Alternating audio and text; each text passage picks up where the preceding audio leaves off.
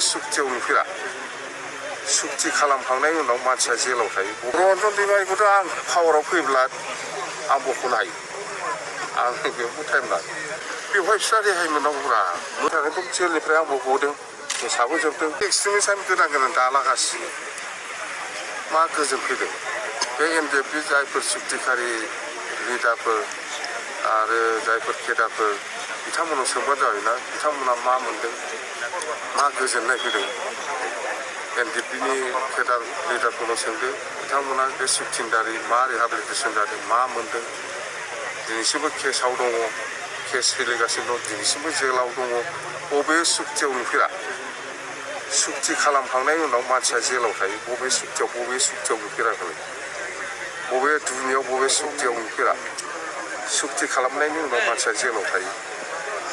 जोंथ' बेबायदि नुफेराखै। आलफाखौ नुवाखै।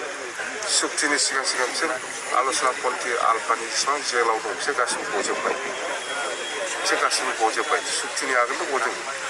दा जाय सादिन आलफा फरेस्टफोरनि लिडारशिपआव जायफोर दं बिसोरल'सो हमजानायफ्रा गवाखै। खिन्थु आल'सना पन्थी आलफानि जेसेबां लिडार दं केडार दं गासिबो गजोब्बाय। जोंहालाय मारैथो दाबो सुक्तिया जाना थाङो, दाबो मान गजिया। रन्जन दैमारिखौथ' आं पावाराव फैब्ला आं बख'नो हायो। आं बेयाव टाइम लायो। सुक्ति खालामबाय, दसा दं, नंगौ दसा दं, भुलखौ मावदों।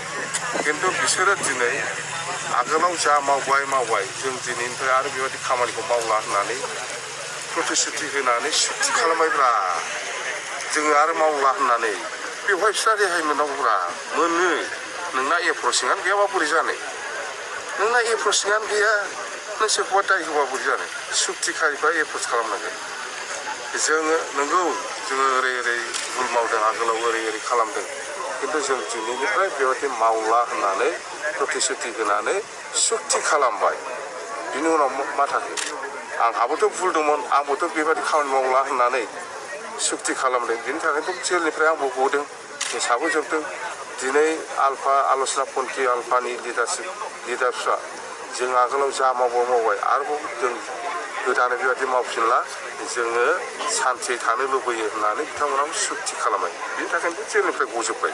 कमन खेथखौलाय आं मा बुंबावनो, बेहालाय गावनि सिखाव फैसा हाबबाय थाबाथाय जेबो गैया।